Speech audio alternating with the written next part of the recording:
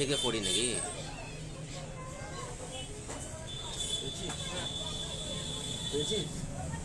ছোট কার্টুন করে নিয়ে আনো নাকি? হ্যাঁ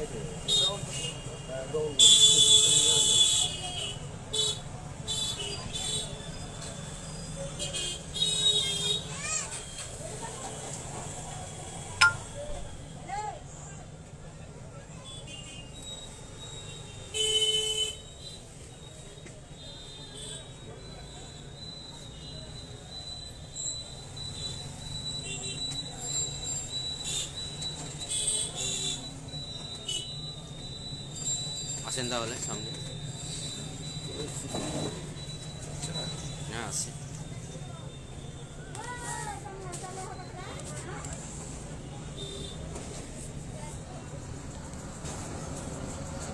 যেমন আছে আমার সব রিলেটিভ এসছে,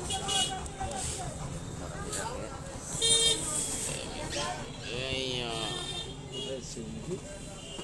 সব ফেসবুকে যারা আছে, ফেসবুকে যারা আছে। হ্যাঁ, আমি এটা ওই আমাকে শেয়ার করে দিতে হবে। কি বলে যে আমার যে জনতা কৃষি ভান্ডার যে পেজ আছে ওই পেজে শেয়ার করে দিতে হবে। হ্যাঁ,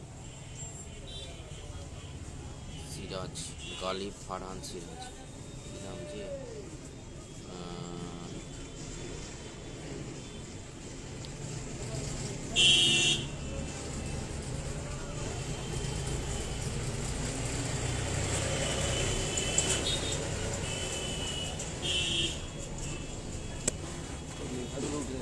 হ্যাঁ মানে দেখছে এই হচ্ছে অনলাইন আছে।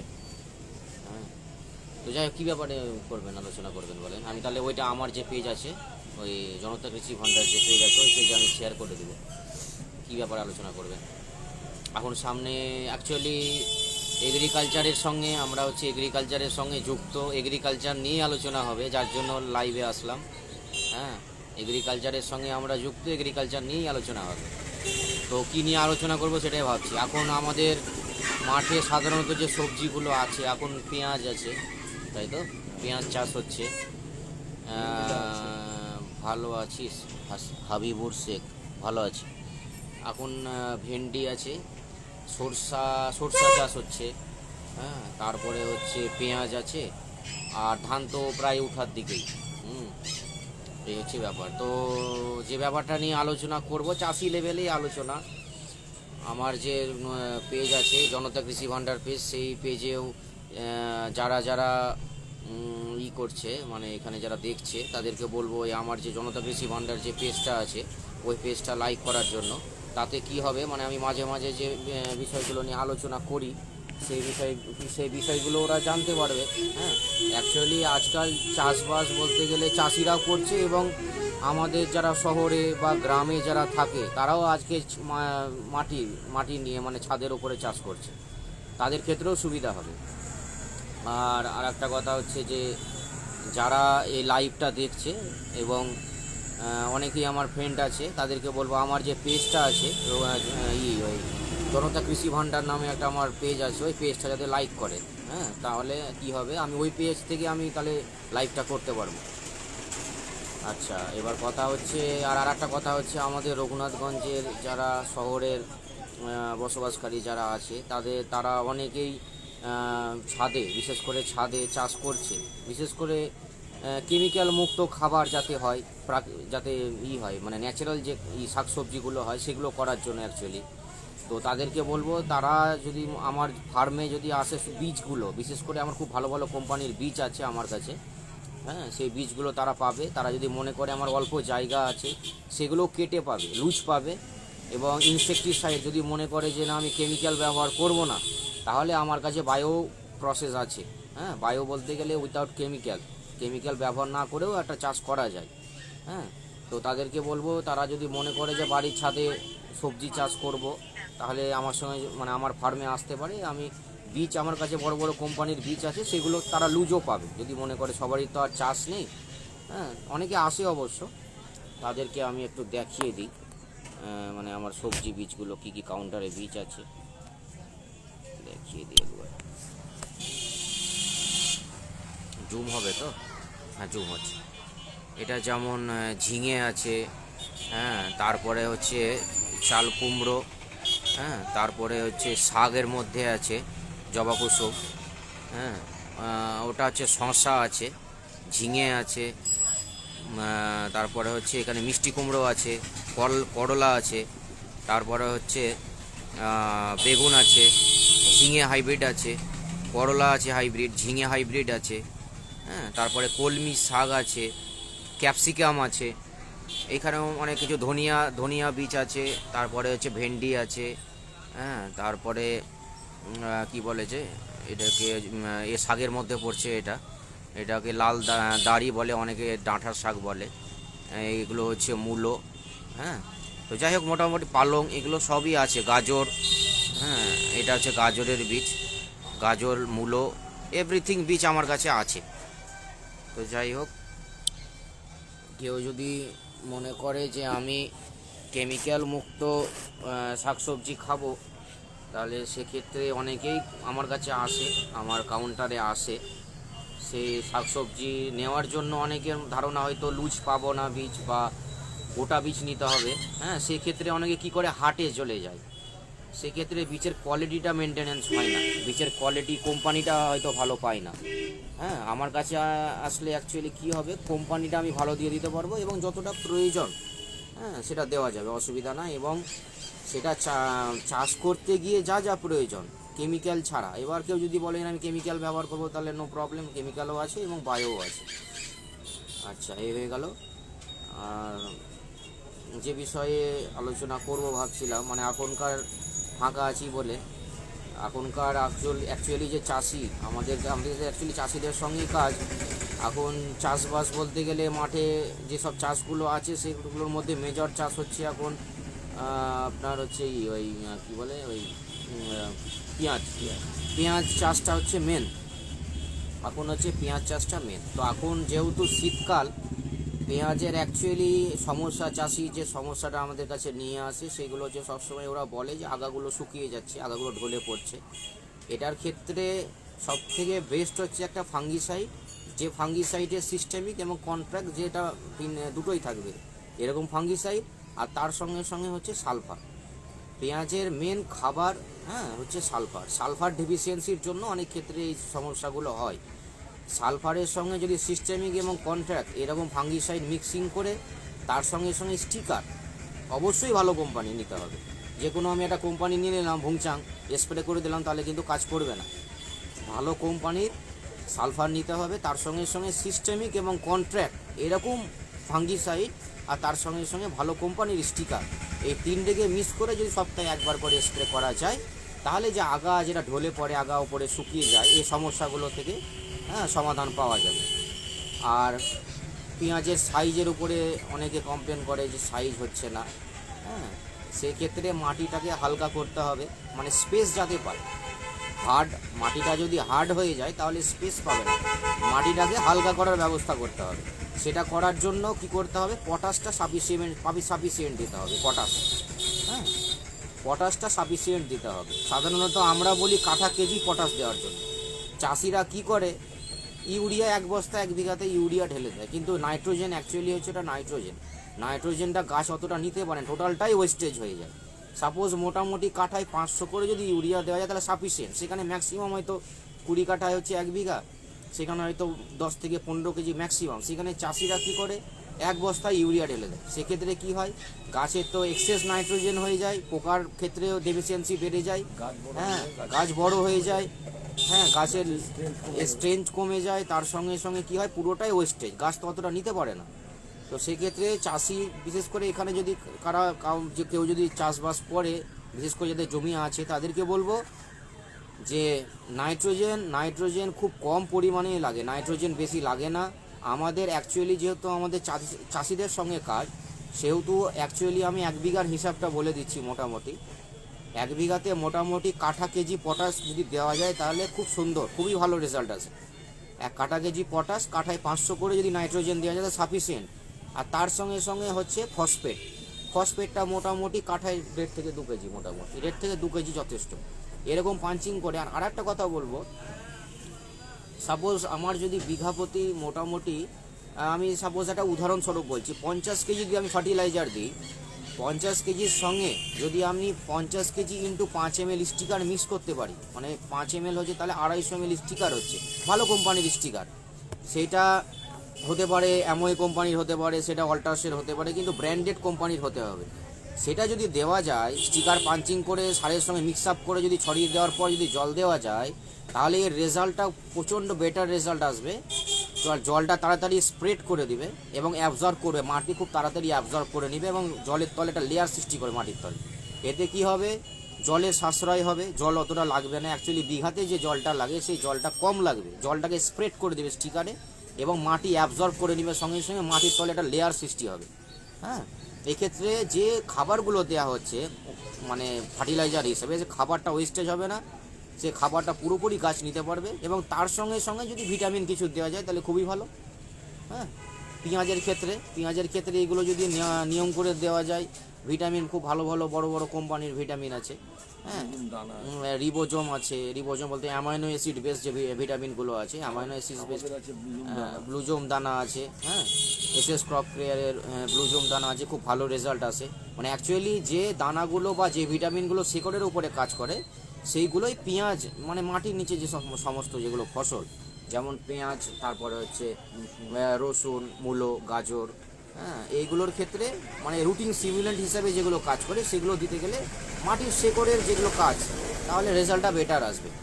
আর গাছকে রোগ প্রতিরোধ, অ্যাকচুয়ালি চাষিরা কী করে, গাছে রোগ লেগে যায়, রোগ যখন লেগে যায় তখন আমাদের কাছে আসে, কিন্তু চাষিদেরকে সবসময় আমরা বলি যে প্রিভিয়াস হিসেবে ট্রিটমেন্ট করার জন্য বলি। যদি প্রিভিয়াস হিসেবে ট্রিটমেন্ট করা যায়, তাহলে একটা গাছ যদি রোগাক্রান্ত হওয়ার আগে তাকে ট্রিটমেন্ট করা যায়, তাহলে তার রেজাল্ট, তার ফিডব্যাকটা মাস্ট অনেক বেশি পাওয়া যায়।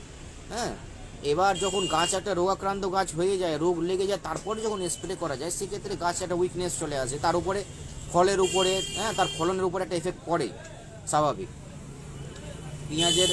পেঁয়াজের ব্যাপারটা এরকমভাবে যদি করা যায়, আশা করি রেজাল্ট খুব ভালো আসবে। অনেক চাষি চাষবাস নিয়ে অ্যাকচুয়ালি ব্যাপারটা হচ্ছে, অনেকে বলে যে চাষে লাভ নাই, কিন্তু সঠিক নিয়মে যদি, সঠিক প্রসেসে যদি চাষ করা যায়, তাহলে অবশ্যই লাভ আছে, ভালো প্রফিট আছে। হ্যাঁ, আর এখন সর্ষে আছে, সর্ষে বলতে গেলে সর্ষে হচ্ছে জমিতে, সর্ষের ক্ষেত্রে যে সমস্যাটা মেন হয় সেটা হচ্ছে জাপ পোকা এক টাইপের। জাপ পোকার ক্ষেত্রে সব থেকে বেস্ট হচ্ছে ডাইমেথাইড ডাইমেথাইড বলে একটা টেকনিক্যাল পাওয়া যায়, সেটা হচ্ছে সব থেকে বেস্ট। হ্যাঁ, ডাইমেথাইডটা দিলে কি হয়, অ্যাকচুয়ালি ওটা তো পোকার কাজ করে দেয়, তার সঙ্গে সঙ্গে ফুলের কোনো ক্ষতি করে না। ডাইমেথাইড টেকনিক্যালটা এমনই টেকনিক্যাল যেখানে ফুলের ক্ষতি করে না এবং পোকার কাজটা করে দেয়। মানে যে কোনো ফুলের গাছে সেটা দেওয়া যাবে, যে কোনো ফুলের গাছে, জবা হতে পারে, সেটা গোলাপ হতে পারে, যে কোনো গাছে ডাইমেথাইডটা যদি স্প্রে করা যায়, তাহলে গাছ মানে ফুলের উপর এফেক্ট না পড়ে পোকার কাজটা করে দেবে। আর সরষার ক্ষেত্রে সালফারটা খুব জরুরি। হ্যাঁ, সালফার যদি মাটিতে স্প্রে করা যায়, মাটিতে দেওয়া যায়, সালফারটা যদি দেওয়া যায়, তাহলে তেলের পরিমাণটা বাড়বে, প্রচুর পরিমাণে তেল পাওয়া যাবে এবং তেলের ঝাঁসটা খুব ভালো হবে, হ্যাঁ, এবং গুণগত মান খুব ভালো হবে যদি সালফার ব্যবহার করা যায়। বিশেষ করে পেঁয়াজের ক্ষেত্রে এবং হচ্ছে সরষার ক্ষেত্রে যদি সালফার ব্যবহার করা যায়, সেটা সয়েল অ্যাপ্লিকেশনও হতে পারে বা স্প্রে ফর্মেও হতে পারে। সালফারটা খুব জরুরি। হ্যাঁ, সালফারটা হচ্ছে রসুনের ক্ষেত্রে খুব জরুরি, তারপরে হচ্ছে সর্ষের ক্ষেত্রে খুব জরুরি, পেঁয়াজের ক্ষেত্রে হচ্ছে খুব জরুরি। সালফারটা যদি ব্যবহার করা যায়, সেটা ফাঙ্গিসাইডের কাজ করে এবং তার সঙ্গে সঙ্গে ভিটামিনেরও কাজ করে। আর এখন সর্ষে আর যে শাকসবজিগুলো আছে, শাকসবজিগুলো যারা এখন চাষবাস করছে বা যারা শখ করে যারা বাড়ির ছাদে যারা লাগিয়েছে, তাদেরকে বলবো, এখন যেহেতু অ্যাকচুয়ালি শীতকাল আসছে, শীতকালে যখন আমাদের যেমন স্কিন শুকিয়ে যায়, আমরা তো ক্রিম ব্যবহার করি, তো গাছের ক্ষেত্রেও সে সেম জিনিস। গাছের পাতার উপরে যদি একটা ফাঙ্গিসাইড স্প্রে করা যায়, তাহলে সেটা ক্রিমের কাজ করে। হ্যাঁ, সেটা সিস্টেমিক কন্ট্যাক্ট ফাঙ্গিসাইড হতে পারলে সব থেকে বেস্ট। সিস্টেমিক এবং কন্ট্যাক্ট সব থেকে কম দামের ফাঙ্গিসাইড হচ্ছে কার্বনডাইজিন ম্যাঙ্গোজেব, এটা বাজারে অ্যাভেলেবেল, আমার কাছেও আছে।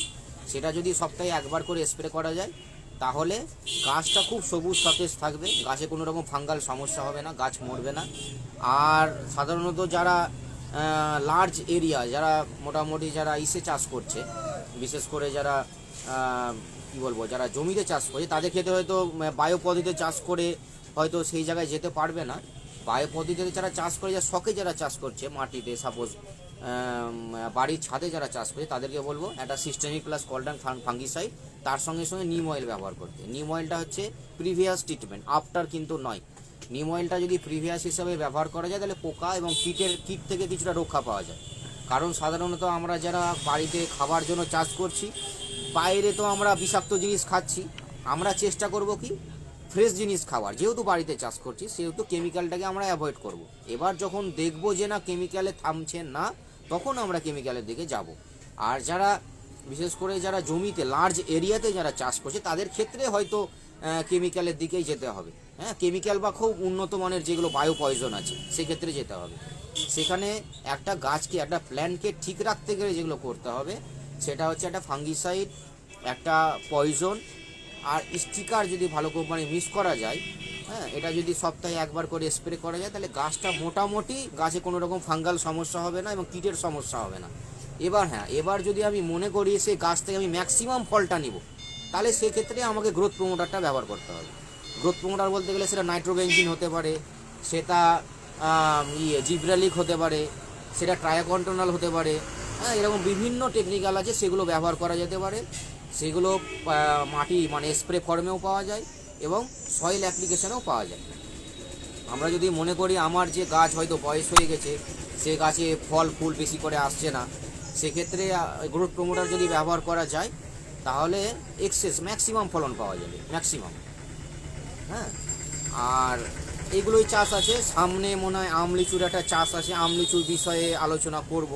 আপাতত শাকসবজি নিয়ে একটা আলোচনা করলাম। শাকসবজিকে মোটামুটি মেনটেনেন্স করতে গেলে একটা হচ্ছে সিস্টেমিক কন্টা ফাঙ্গিসাইড, আর তার সঙ্গে সঙ্গে একটা পয়জন আর স্টিকার, তিনটেকে মিক্সিং করে যদি 7 দিন ইন্টারভালে স্প্রে করা যায়, গাছ মোটামুটি খুব সুন্দর হয়ে থাকবে। আর যারা চাষি যারা আছে, যারা মোটামুটি যারা লার্জ এরিয়াতে চাষ করছে, তাদের ক্ষেত্রে ফাঙ্গিসাইড তো লাগবে, তার সঙ্গে সঙ্গে বায়োপেস্টিসাইড তারা যদি ব্যবহার করে তাহলে সেগুলো হাই কোয়ালিটির ব্যবহার করতে হবে।